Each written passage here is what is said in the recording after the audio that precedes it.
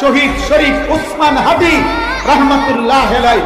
এই যুবক ইমানদার ছিল, এই যুবক 5 ওয়াক্ত নামাজ পড়তো, এই যুবক ফজরের নামাজ পড়তো, এই যুবক হাফেজে কোরআন ছিল, এই যুবকের বাবা আলেম ছিল, এই যুবকের মা পর্দানশীল, তার স্ত্রী পর্দানশীল, তার বড় ভাই আলেম, সে মাদ্রাসার ছাত্র, আল্লাহর কোরআন পড়তো, রাসূলের হাদিস পড়তো, বিশুদ্ধ বাক্যে মুনাজাত করতে পারত, প্রতিদিন ফজরের নামাজ পড়তো, আল্লাহকে পূর্ণ ঈমান রাখছে, কলিজার মধ্যে দেশ প্রেম ছিল, মাতৃভূমির আজাদি, 1 ইঞ্চি মাটির স্বাধীনতা, সার্বভৌমত্ব, ভারতীয় আধিপত্যবাদের মোকাবেলায় প্রায় 200 কোটির কাছাকাছি ভারতীয় বেঈমানের মোকাবেলায় ইমানদার যুবক একাই কথা বলেছিল।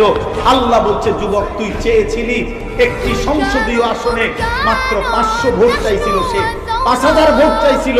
সে বলছিল আমি যদি 5000 ভোটও পাই তাইলে আমি সৌভাগ্য মনে করব।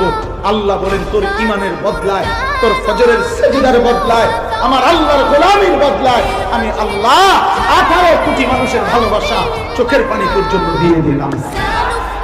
এটা বাঁচলে এমন বাঁচা বাঁচ, মরলে এমন মরা।